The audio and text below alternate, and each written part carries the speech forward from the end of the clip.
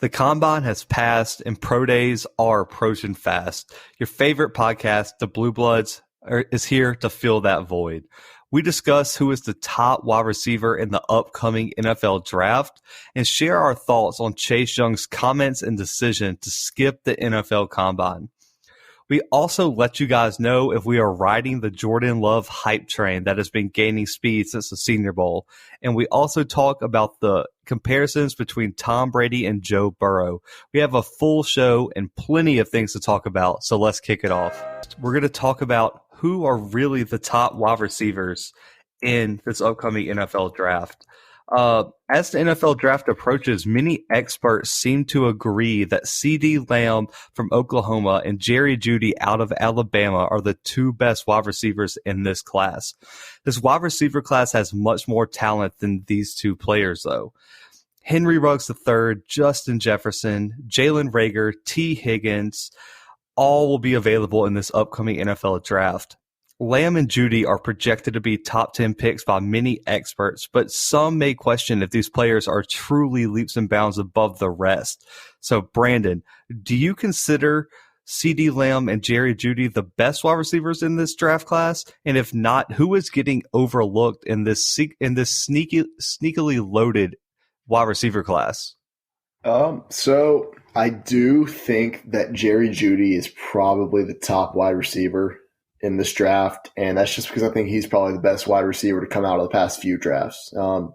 It's nothing too hot from my end. I don't have a ton of great takes on this. I think that he probably is, like I just said. He's one of the best route runners we've seen in years. And just an overall, he's the kind of guy that'll get up and just go grab the ball when he needs to. We saw what he's done at Alabama. Obviously, he had a lot of talent surrounding him, but I don't think that really changes once he gets to the NFL. CeeDee Lamb, I'll go ahead and give him the respect he deserves as well. I think he's a great receiver. But I'm going to go ahead and mention some of the receivers I do think that we're overlooking. And I'm going to go ahead and focus on one in particular.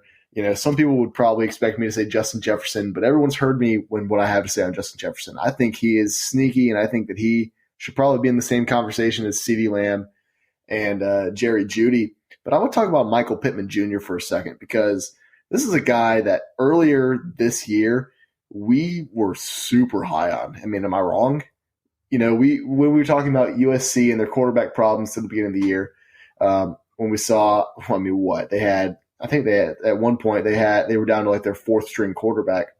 And we were talking about, they're probably still going to succeed because Michael Pittman Jr. literally goes up and catches everything. I think it was the Utah game that I really saw that come out of this USC program, and really saw this come out of Michael Pittman Jr., because I think that week I chose Utah to win that game in our pick 6.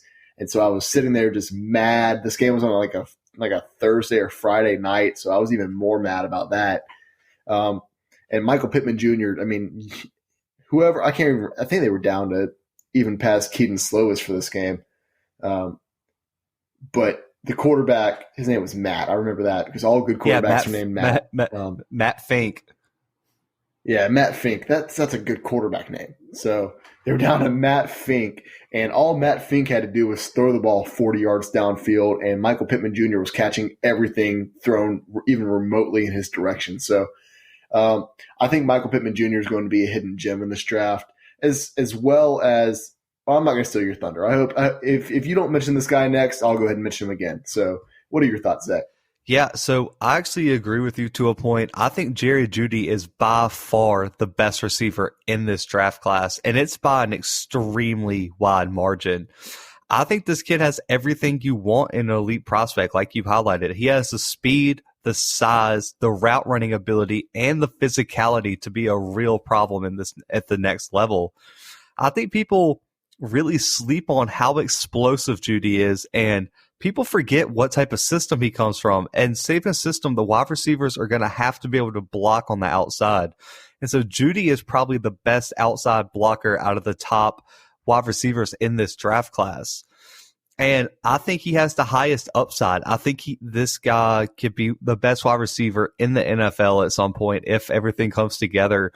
I think his skill set translates the best to the NFL, especially better than, I guess the Scouts number 2, CD Lamb. I think Lamb is just a home run or bust type wide receiver. He's not an every down type wide receiver. Judy put up over 1,100 yards in his final 2 seasons and had double digit receiving touchdowns both those years. And to get to kind of, back to the question and just this isn't all about Judy, I think CD Lamb is the most overrated receiver in this draft class. As this episode drops, it'll drop on Thursday morning. We're going to be releasing the 3rd installment of our positional rankings. I don't have CD Lamb in my top 5 wide receivers in this draft. That's just absurd. It's not absurd. I really don't think he's going to be a go-to receiver at the next level. I think he's a product of the Oklahoma system. You think that he just had a really good quarterback this past year? I didn't say he had a great quarterback. I think he was in a system that makes wide receivers look like stars. Every year, every Oklahoma wide receiver looks amazing in that offense, regardless of who's playing quarterback. And I think he made a living on burning defenses deep, and that's about it. And he burned Big 12 defenses deep. Outside of Baylor, was there a defense that was respectable on the back end? No, not at all. Exactly. So I don't understand why this kid's so highly rated. I don't see the intangibles that this kid.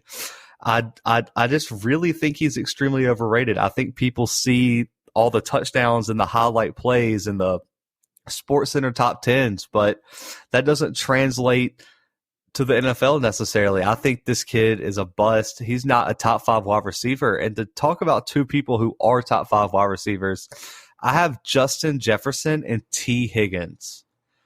I think these 2 guys are the most underrated prospects in terms of wide receivers in this draft class.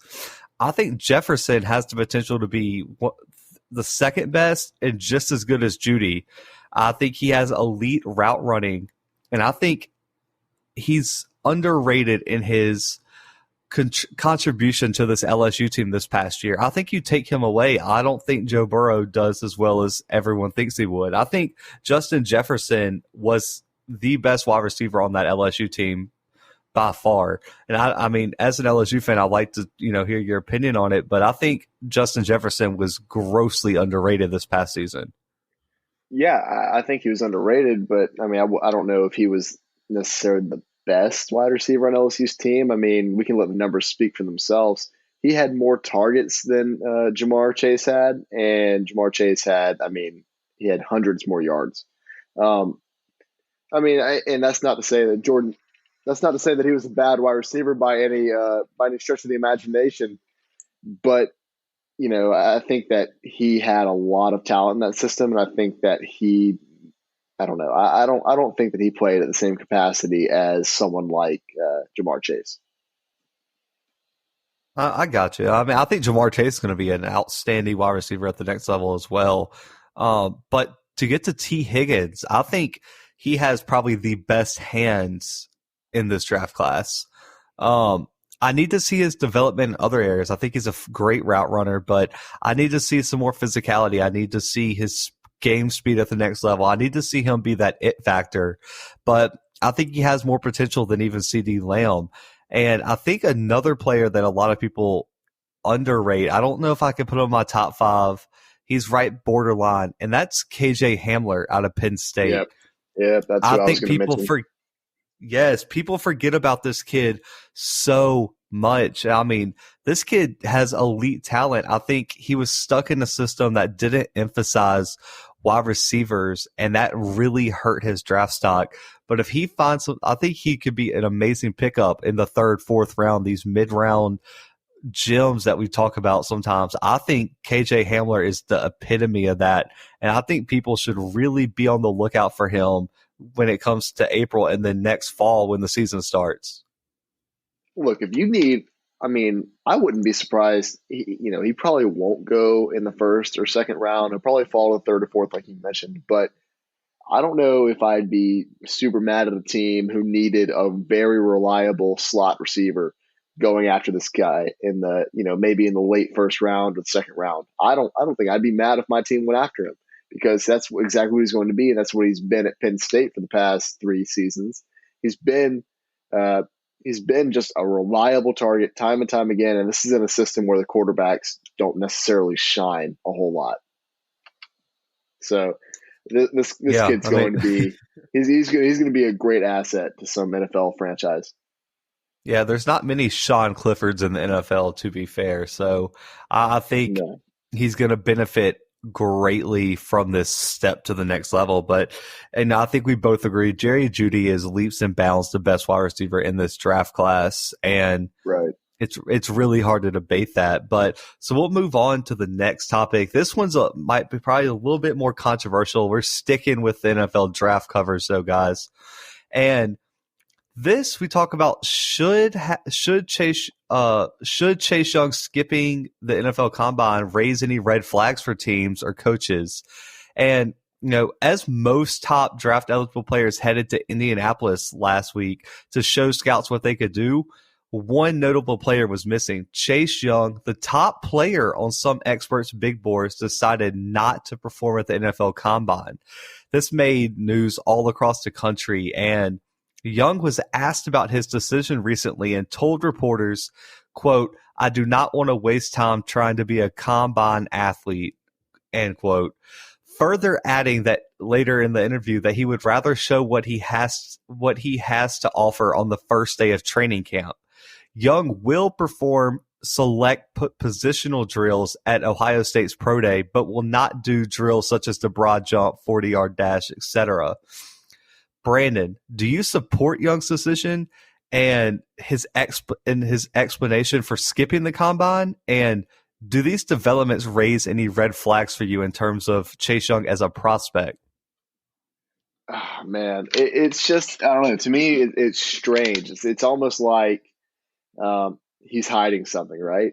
I mean, that's the first thing that came to my mind. I agree. 1,000% agree. Like, are you hurt? Like, and just don't want to say anything? Or what's going on here? Right, that's what I'm wondering, especially since, I mean, the last time we saw this kid was when he was playing against Clemson, and he was just getting, he was getting owned, right? I mean, he had 2 total tackles in the Fiesta Bowl, and one of them was an assisted tackle. So he had 1 tackle, in his last game against Ohio State, against the only team that was probably stacked with future NFL players in Clemson. I mean, he's acting like he's going to be able to play Rutgers every single day in the NFL. Like, you're not going to get too many teams that are built like Rutgers in the NFL. You're going to get a lot of teams that are built with former like Clemson players and SEC players. So I don't understand why he's so confident and just feels like, oh, I have nothing to prove. Because like, if you watch, they say film doesn't lie. Well, the film says you are not worth the second overall pick. The second overall pick doesn't get me 2 tackles in the biggest game of the season. Right. No, and it's funny because he was also quoted as saying that he thinks he's the best player in the draft, and that he thinks he shows it on his tape. You can go to every game. He thinks he showed it. You can't really go to every game. He has served that 2-game suspension. Not only that, but I mean, you're talking about the Clemson game. If you go to that game, now I don't know where you land, but I don't know. I think there's just a red flag here for me. I think there's something going on. I don't know. Maybe he's not as fast as he'd want, as he'd like he's not running the 40-yard dash. That's another thing. I mean, he's a defensive end. This isn't necessarily a position where you need to run the 40-yard dash. I still think it's a stupid drill, but I don't know. I feel like a defensive end, that's one of the more important positions. Like, you want a fast defensive end, right? Is he slower than we think he is? What's going on?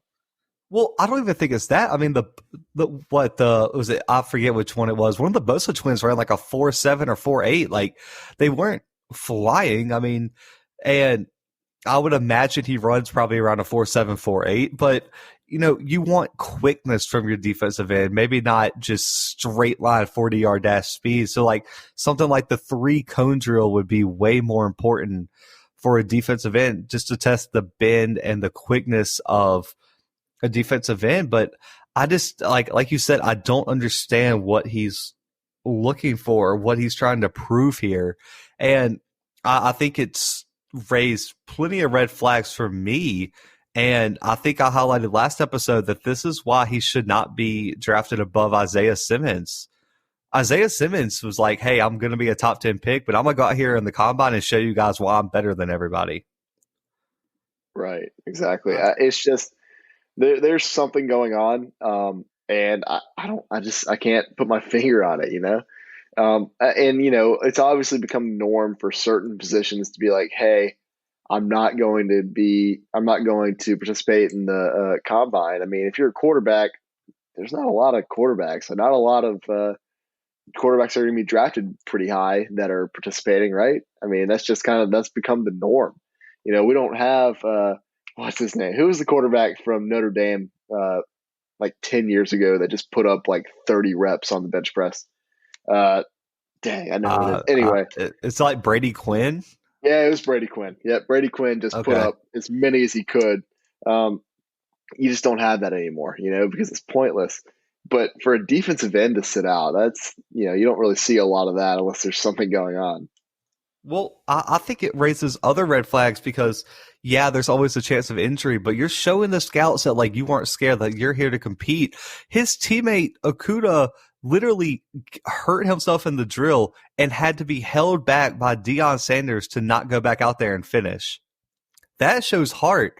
That shows that he wants to be there. That shows he's a competitor. So, to me, that shows that Chase Young's behind Okudah too in terms of defensive players. So I'm taking Simmons and Okudah ahead of Chase Young at this moment. I think Chase Young, everything I've seen, all and the vibe of the interview, if you go back and listen to it, just the way he presents it just comes off really weird to me, and it comes off really cocky-ish, like he doesn't feel like he has to prove anything. Like, he must be forgetting he's not Lawrence Taylor.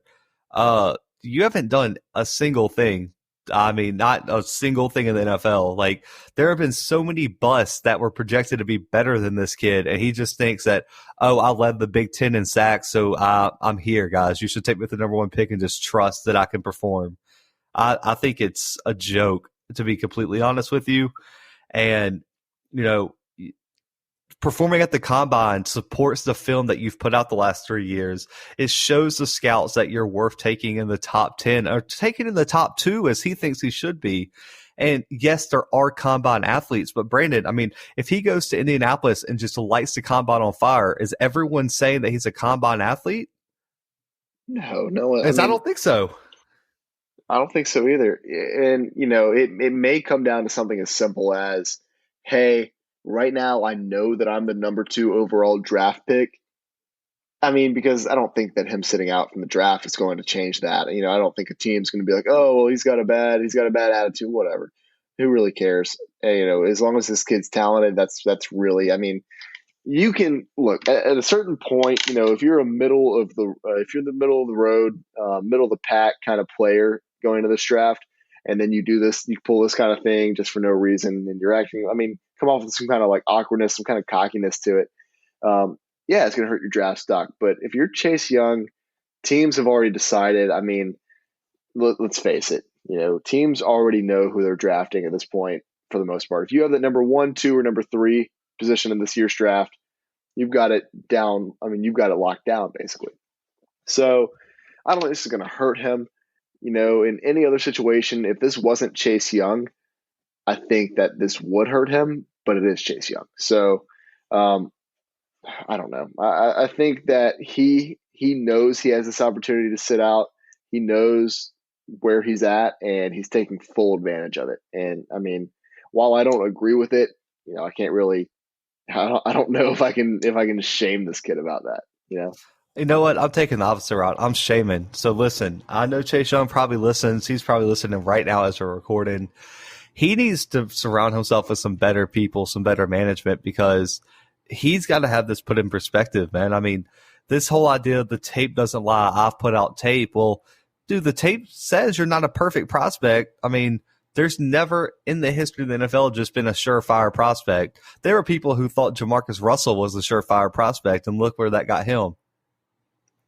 I mean, I'm just saying. So he needs to really focus on embracing the draft process, embracing the journey, man.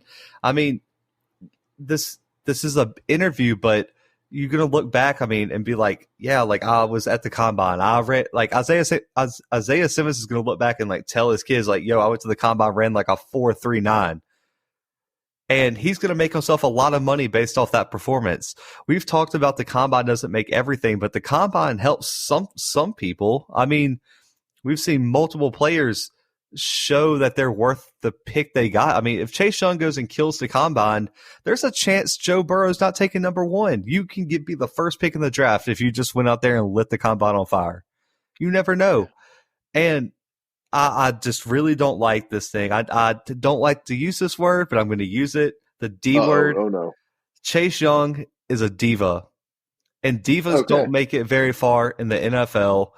I mean, we've seen just countless of divas. I mean, look where it's got Odell Beckham. He's stuck in Cleveland and just they can't get anything. You got Antonio Brown, diva. He's just bounced around teams and, he's calling owners crackers and he's on Instagram Live hoping he gets a job, but he's not, but he's really in jail. I don't really know what he's doing right now. He's probably releasing another crappy rap song, but it's just not a good look. And I mean, I had really high hopes for this kid coming into the year. We talked about him during the season that he's just a beast sometimes, but I don't think that consistency's there.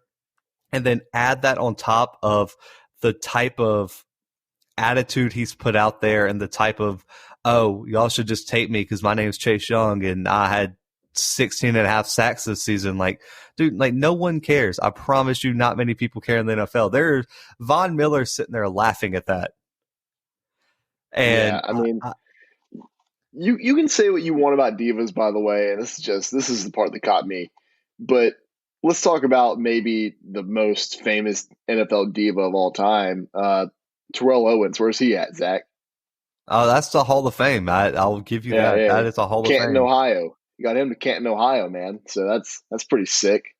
But, I mean, are we going to Chase Young hasn't played a down in the NFL. We're not comparing him to T.O., which is probably the third best receiver of all time in the NFL, are we? I'm not comparing him to him. I'm just saying that you can't disqualify somebody from being a great player because they're a diva. Oh, Chase Young might be a really good player. Don't get me wrong. I'm just saying it raised a red flag that like, oh, this guy might be a locker room problem. This guy might be a distraction. Like, you can still be a hell of a player. Odell Beckham's a really good player. Antonio Brown was the best receiver in the NFL when he was playing. But that doesn't change the fact that it does Odell Beckham or Antonio Brown or Terrell Owens have a Super Bowl? No. Oh, T.O. played for the Eagles. We can't even. I don't know how we're hold that against T.O. played for multiple teams. So he couldn't get the Super Bowl. He was in the Super Bowl and lost. Okay. And OBJ, God forbid he ever even makes it to the playoffs. I mean, and Antonio Brown might never play again. That's really not fair. That's the least fair thing of all time. But what do you mean? He played for the Giants and now he plays for the Browns. Is that my fault? No, I didn't say it was your fault, but you can't say that it's his fault he can't get to the playoffs. I mean, that's ridiculous. Oh, I don't know. I mean, okay, can I ask you this? Yeah, we're an NFL podcast now, by the way. Yeah, apparently we're an NFL podcast, but did Odell Beckham win a national championship in college? No. Okay, that's just asking. Okay, well, he was. Yeah, everyone knows how big of a diva he was at LSU, Zach. I mean, and then he's going to go hand out cash, like on the field. That's all. Let's cut him some slack on that, dude. I thought we were past that. We're never past that, man. We are never past that. That was outrageous, and that was outrageous. You're telling me you don't like to have a good time? I'd like to have a good time, but I'd rather my whole team not be suspended because I got this drunk dude handing out cash. Like, that might have been worse than Kevin Hart almost getting arrested after the Eagles won the Super Bowl. Because at least Kevin Hart wasn't slapping police officers on the butt for no reason. Like, come on, man. Yeah, whatever. It's fair. It's a fair criticism. It is. We hand out fair criticisms and hot takes on this podcast. That is what we specialize in. But we'll move on to another draft prospect that you are so lame. we're moving on to another draft prospect that has, people with a lot of different opinions on this kid. So there's always a surprise player in every draft class that seems to come out of a lower ranked, lesser known program and sets the draft process on fire and has scouts drooling. Let's all welcome Jordan Love to this awesome club. Love is entering the draft out of Utah State. I know we never covered their games on here. Half of y'all probably never even watched Utah State unless you watched them play LSU this year like Brandon did. But he has the raw measurables that have scouts just enamored with his potential at the next level. And Love stands at a whopping 6'4", 225, 230. Plus you add these measurables to his amazing 2018 season. Yeah, I know last year's 2019. We'll get to that. But in 2018, Love threw for over 3,500 yards, 32 touchdowns, and only 6 interceptions. He threw 17 interceptions last year, but people are just dismissing that because he played at Utah State. But Love is viewed as a perfect developmental quarterback by many teams and scouts. And some experts have already touted Love the next Patrick Mahomes and is projected to go as high as the top 10 in some mock drafts. Brandon, you were at the Senior Bowl and saw Love, and you've watched film on him. Are you jumping on this hype train for Jordan Love? And if not, what do you expect at him for the next level? And what would be a good comparison if you don't compare him to Patrick Mahomes? That's tough. Okay, so that was a loaded question. No, I'm not on the Jordan Love train. I'm not even close. I mean, I'm at a different station, and it's a station that this train doesn't even visit because that's how far off I am. I saw this kid play, and I understand what the scouts are saying. I understand that this is, if you look at him, he is a prototype, right? I mean, he's 6'4", 230. He has the biggest hands in the world because that matters apparently. He was a good quarterback at Utah State, but what's your competition at Utah State? Zach used the argument earlier about Oklahoma facing nobody's defense in the Big 12. What are these defenses in the Mountain West looking like? Because they aren't very strong, I'll tell you that. I don't know. It's just he did nothing about him impressed me when I was watching his tape. Really, nothing impressed me about him when I was watching the Senior Bowl or watching the practices this season. It's just I don't know. There's not a whole lot about this kid that just screams to me, "Hey, this is going to be an incredible NFL quarterback." And I don't really know who I'd compare him to. It's such a weird dynamic here. Because it's just up in the air right now. I'm not going to say this kid won't do well in the NFL because I haven't seen him play at that level. I understand that he can be developed, if he gets in the hands of a really good coach or if he gets in the hands of like or a team with a lot of good culture around it. Say for instance, and this is all hypothetical because I don't think he'll even drop this low in the draft because people are that high on him. But say he goes to a team like the Saints or the Steelers, and then he has a couple years to sit behind either Drew Brees or Ben Roethlisberger, and he can truly be formed into a great quarterback. I think that would be reasonable. I think that could definitely happen. But if he gets put into a situation like Mitchell Trubisky did a few years ago with the Bears when they traded up to number 2 for this guy, which is absurd, then he could end up in that situation where he doesn't sit behind anybody. He doesn't learn from anybody. He's thrown into a situation and he doesn't do well. Mitchell Trubisky was also the prototypical quarterback that we all heard about a couple of years ago, right? And we see how that turned out. So I'm not going to compare him to Mitchell Trubisky, by the way. That was a product of the moment. So I don't really have a good comparison for him. I think this guy has the highest ceiling, but he has the lowest floor right now. And so it's really up in the air, and I'm probably the wrong person to ask about it. But am I on the Jordan Love train right now? Absolutely not. Nothing about him impressed me when I've seen his tape or when I saw him play. Yeah, I'm going to take – okay, so if there's an opposite side, I'm not on that opposite side. I'm like midway. Like I'm like waving at you across the tracks, but like I'm getting on a different train. The hype is somewhat justified, but listen, I bought my ticket, and the way my bank account works, I can't get a refund. So therefore, I'm going to keep hopping on the Justin Herbert train out of Eugene, Oregon. I'm stuck on that train. So therefore, I'm a chill over here. You guys can jump on whatever train y'all want, but I'm on the Justin Herbert train. If you're confused, listen to our last episode. I go into a little bit why I'm so high on Justin Herbert, and all the LSU and Alabama fans who have given us all kind of hell for this. No, Tua is not the next, whatever you want to say. Tua's not in the Hall of Fame already. Leave us alone. Get out of here. He's probably already broke his hip on the way to defend you. Anyway, and I hate the comparison of Jordan Love to Patrick Mahomes. But in my opinion, I agree with you when you say he has the highest ceiling but also the lowest floor. He has the ability to be the next Patrick Mahomes, which is why I'm very torn on this kid. If you guys saw our quarterback rankings, Brandon does not have this kid in his top 5. I have him 4th.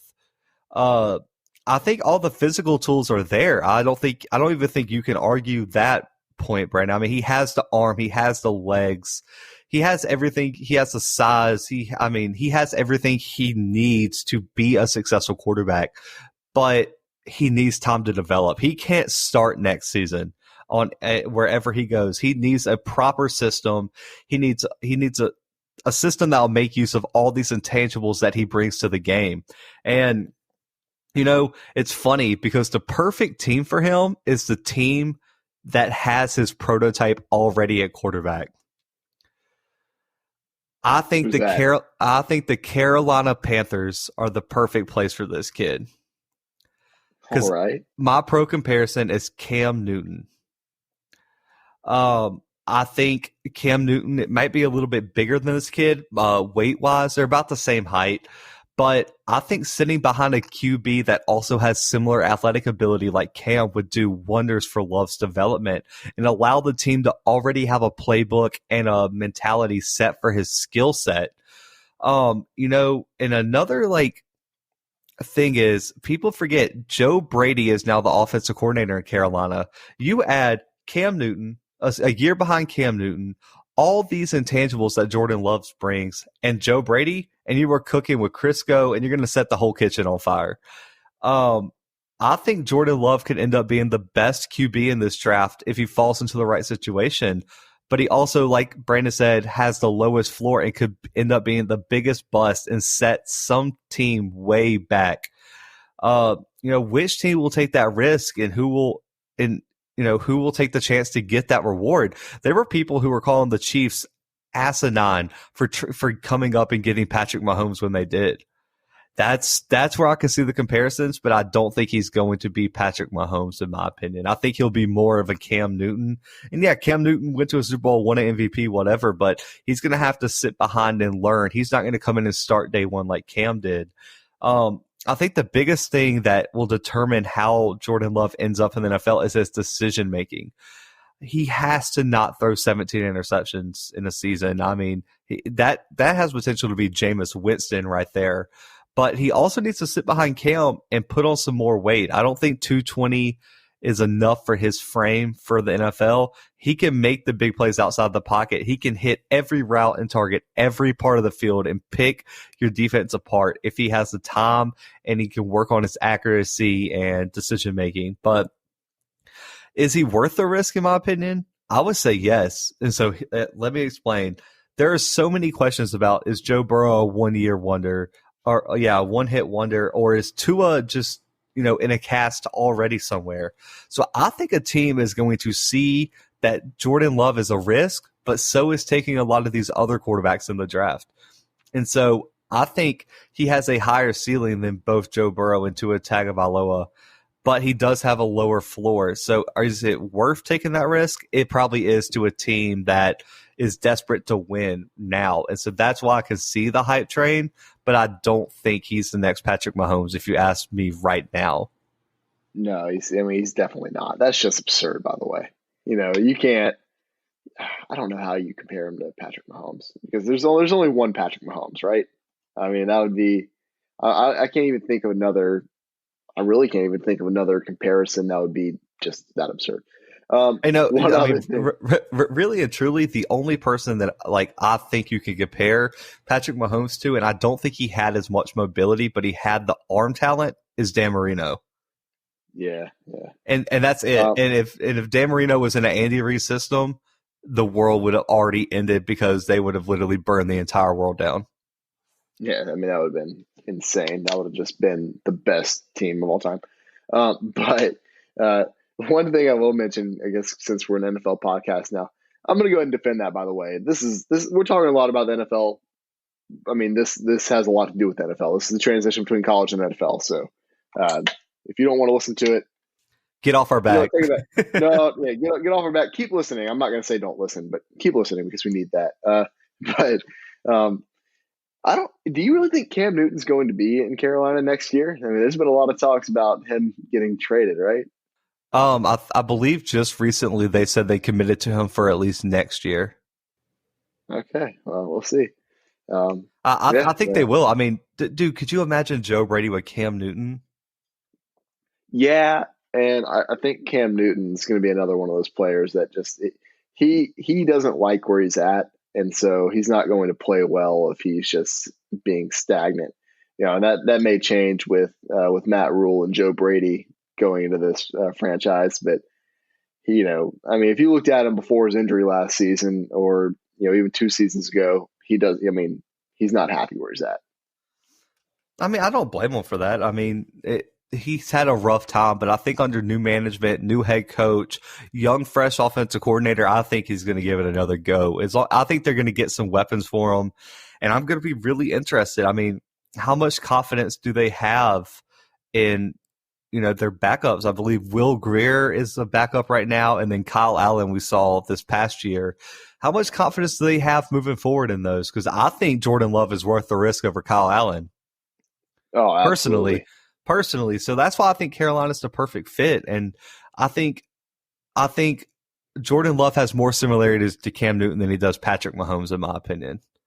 I don't see a lot of Patrick Mahomes in this kid. I do see a lot of Cam Newton because Cam Newton set the world on fire one year and everyone was like, I bet this kid's the number 1 pick, but he had a lot of developing to do. He had a lot of growing to do. And I think I see the same as Jordan Love, because what happens if Cam comes to Auburn one more year, and who knows if he doesn't do what Jordan Love did and fall back and try to make too many plays. So I can see a lot of similarities here, and I think Jordan Love needs a year or two to develop. Why not sign Cam for another year or two, and you already got the kid to step into the system? Because I think he better fits that system than Kyle Allen does. And same for Will Grier. Right, for sure. And so, I've already kind of covered this absurd comparison, from Jordan Love to Patrick Mahomes. But there's another comparison that we really want to talk about right now. Yeah, guys. So we're talking about that comparison between Tom Brady and Joe Burrow. So Joe Burrow is projected to be the number 1 pick in the upcoming NFL draft. NFL Network analyst Daniel Jeremiah recently compared Burrow to the 6-time Super Bowl champion Tom Brady, going as far to say they are, quote, eerie, close quote, and it references Kevin Falk, who is the recent hire for LSU and the running back coach, saying that Brady and Burrow are comparable in skills and mechanics. Burrow was asked about these comparisons recently and went on to say, quote, please do not compare me to the best player of all time. Let me do my own thing. Don't do that to me, end quote. Brandon, do you think this is a fair or good comparison between Burrow and Brady? And if not, who is your pro comparison for Joe Burrow? And what do you make of Burrow's comments on this? Oh man, don't do this to me right now. Okay, so one thing I will say before I go off to talking about the actual comparison is that, can you really blame Joe Burrow for not wanting to be compared to Tom Brady right now? You know how much pressure that is to put on a kid that hasn't even been drafted yet, hasn't played a down in the NFL? So I agree with that 100%, but I totally think he said it for another reason. But I'll let you start because it's going to be a minute. It's going to be one of those famous Zach rants on this one. I know he wants to make his own legacy, whatever. I can go ahead and that's spoiler alert for Zach because we haven't even spoken yet about this, but I just know what it is. Um, but no, I really do think that it's he's very focused. He wants to go ahead and continue uh, on this legacy that he's built up over the past season, at least. It could be further than that, but I mean, obviously, who's going to disagree with me in saying that last season was really just where he broke out? But what I will say is that I don't know that that's a great comparison. I kind of agree with Joe Burrow in that sense. I don't know if we should be comparing him to someone like Tom Brady, just because I don't even know why, honestly. I mean, it's just, I understand the greatness between the two, but that's about where the comparison ends for me. I don't think they have the same style of play. The mechanics, maybe, but Joe Burrow is also very mobile. And Tom Brady, listen, not mobile. Not a mobile guy. I don't know. For a pro comparison, that's tough for me. I'm going to have to think on that one. I'll get back to you on that, though. So, Zach, what are your thoughts? Unprepared, guys. Woo. So, this is absolutely disrespectful, and I'm appalled that people are doing this. Joe Burrow doesn't even belong in the same sentence as the undisputed GOAT of pro football. It's just so disrespectful. This kid hasn't even played a down, and you're going to compare him to the greatest quarterback of all time? What are we doing here? Joe Burrow's not Tom Brady. He's not even close. Not on Monday, not on Tuesday, Wednesday, Thursday, Friday, and don't even get me started on the weekends when the games are actually played. Joe Burrow has had an impressive 15 games, maybe. And Tom Brady has had over 15 legendary years. Tom Brady has 6 Super Bowls. Joe Burrow has 1 national championship. 1. And it took bringing an NFL offensive coordinator to change the entire offense for this to happen. How many national championships does Tom Brady have? That'd be 0, but Super Bowls might mean more than national championships, in my opinion. Just my opinion. Hey, you forget we're a college football podcast, so. That's true. I'll give you that. But do you want to know? Okay, so this is not my pro comparison for Joe Burrow. Please do not quote me on this. Joe Burrow is, though, more similar to Jamarcus Russell than he is Tom Brady. Let me explain. Let me explain. Let me explain. You want to know why this is a fact? Mostly because no, hang on, time out. They both went to LSU, correct? Sure. They're both going to be number 1 picks. Probably. Yeah, so what's the one last thing that they're going to have in common? If Joe Burrow's a bust, he is Jamarcus Russell. Okay. Well. And they won a national championship at LSU together. Oh, my God, man. He is so much more close to Jamarcus Russell than Tom Brady. And you want to, because he hasn't done anything to be like Tom Brady. Not even a single thing. But he has, 3 things in common with Jamarcus Russell? So he's more in common with Jamarcus Russell than Tom Brady. That's insane. The law of comparison has dictated Joe Burrow is closer to Jamarcus Russell than he is Tom Brady. Let me give you a law of comparison. So if that's the case, then who's pro whoever's pro comparison should be Tom Brady then? Who's that? I guess Shea Patterson should be Tom Brady because they both went to Michigan, right?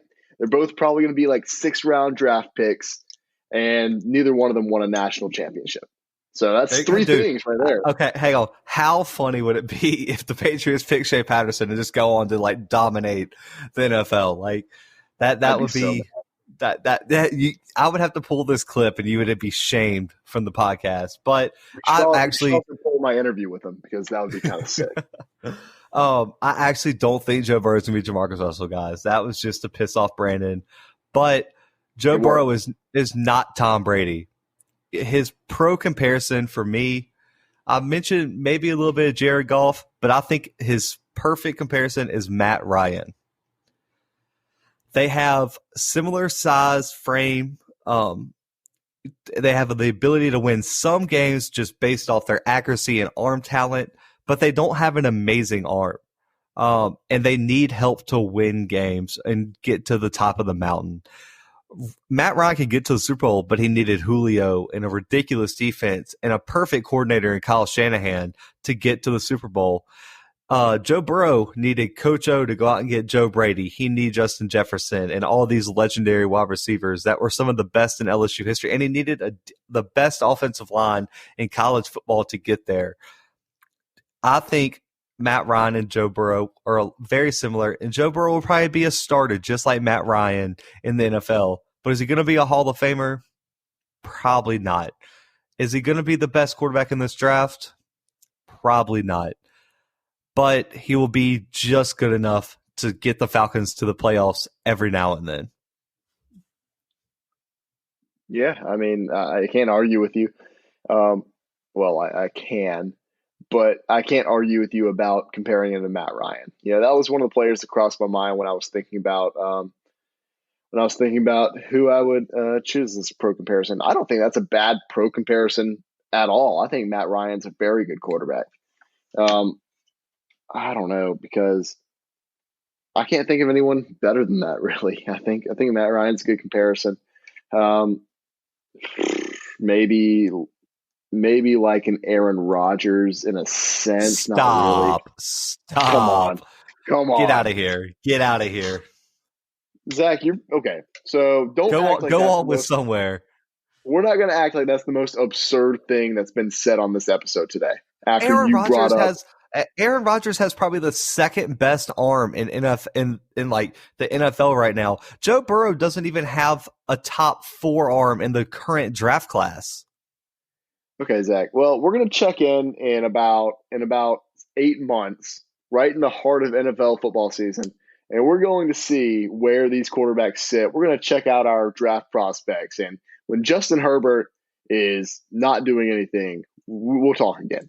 Well, I mean, okay, so we're going to judge success over half a season? Like, what about people like Jordan Love who are going to be benched for a year, just like Patrick Mahomes was, since we're going to compare him to Patrick Mahomes? Okay, then let's check Bowl. in. Let's check in 8 years then, Zach. Is that what you wanted me to say? Yeah, there you go. We'll check it in 8 years. It's ridiculous. Dude, I don't understand. Like, okay, so I'll make you feel a little bit better, okay? So I've seen some experts give a range of like this prospect can be as good as this player or as bad as this player. I'll make you feel a little bit better, all right? Okay. I think Joe Burrow can be as good or just as good or similar as Joe Montana. Okay. I think weird to get mad about Aaron Rodgers, but then just to throw it to Joe Montana. We're giving pro comparisons of what they're most likely going to be. That's if everything goes right for Joe Burrow. I mean, God himself will have to come down and bless Joe Burrow if he's going to be the next Joe Montana. Then we can come down. I think he could be as bad as Matt Ryan without Julio Jones. Oh, yeah, that's tough. That's tough. That's real tough. So I think that's the range we can get. That's a pretty wide range. He's going to fall probably somewhere in the middle of there. He'll probably fall with Matt Ryan, with Julio Jones, and Calvin Ridley. But I don't think he's going to be anything. I don't think he's going to be legendary. I think he'll be good. He'll be a multi-year starter, but he's not Tom Brady. Let's get off that train. He's probably not going to be Joe Montana. The only reason I say Joe Montana, they have similar size again. They both have mobility, and they have pretty good decision-making. There you go. I think it. But is he going to play in a West Coast system with all these Hall of Famers and have a Jerry Rice-type wide receiver? Probably not. He's also not going to have Bill Walsh as his head coach. Yeah, Joe Montana had a pretty good arm, too, so you might want to watch what you're saying. Stop. Joe Montana did not even have a top 5 arm in NFL history. Get out of here with that.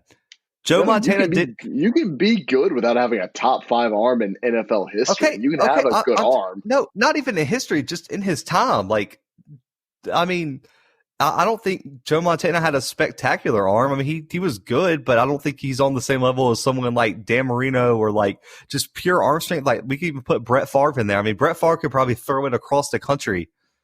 Well, it's not. I mean, well, Uncle Rico could too, but we're not. There you go, Uncle Rico. Okay. But no, I mean, I think that's the absolute best situation for Joe Burrow, but he'll fall somewhere between Matt Ryan with some help, maybe. But I don't like the Tom Brady comparisons, and I get why he didn't want to be compared because he's like, whoa. He was like, that I'm just Joe Burrow, right? I'm not the GOAT. Right. No, I mean, and you can't accept that kind of. You really, I mean, you don't want that, and I think it's the reason I can't explain it very well right now is because I think it's pretty self-explanatory. You don't want to be compared to the best player. I mean, the greatest player in football history, do you? I mean, if you were there, would you want that comparison? That's so much pressure, and that's so much to live up to, and you can't do anything except for disappoint people after that. 1,000%. I mean, I don't know how you go up from Tom Brady, because you don't. I just absolutely cannot. But no, like I think Matt Ryan's the perfect comparison. Like you said, I don't think Matt Ryan's the end of the world. I think there's a few teams who are like, hey, I kind of wish I had Matt Ryan. I'm sure the Bengals probably wish they had Matt Ryan in his prime right now. But yeah, I understand where Joe Burrow's coming from. I don't understand where these analysts are getting the Brady comparisons like you talked about. I don't see much similarity between them.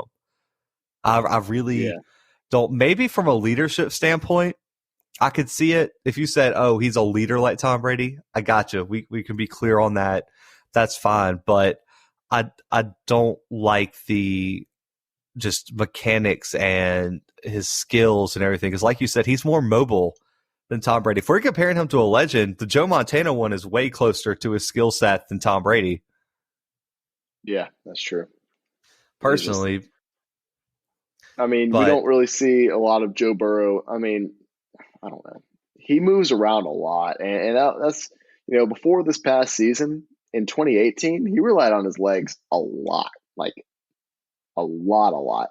And so it's just, I don't know. Tom Brady I get what they're trying to do there. They're trying to build up the hype around Joe Burrow, which I think there should be hype. I don't think there should be Tom Brady type hype around Joe Burrow. So I got to ask you a question. This is all script. Just kind of came to my mind. If you had to give it a percentage to say it's this percentage likely, how much influence do you think Joe Brady has in Carolina to say, hey, we should trade up and get Joe Burrow? Like, do you mean like percentage likely as in like they are going to do this? That's a fact, or like it's a potential that they could? You can do either. I don't have a preference. I think there's about a 90% possibility that Joe Brady has that type of pull in Carolina. I'd say there's probably like a 5% chance that it actually happens. I just don't see it happening. So if the Panthers offered their first round pick this year, they offered you Cam Newton, a smaller asset, or then like some later round picks, would you consider it if you were the Bengals? Because I feel like I would have to. I wouldn't just consider it; I'd accept it on the spot. That's incredible. What I'm saying. Like they have like stuff to offer. So, I mean, because I think Joe Burrow would just be begging for that. Because I think Joe Burrow knows what Joe Brady's done for him. Right, and it's one of those things where I think the Bengals are kind of stuck with Joe Burrow now, and that's not the worst thing to be stuck with in the world. I think it's a very good thing to be stuck with. But at this point, you don't draft Joe Burrow, your fans are just going to be more angry at you than ever. Your ticket sales are just going to go to nothing.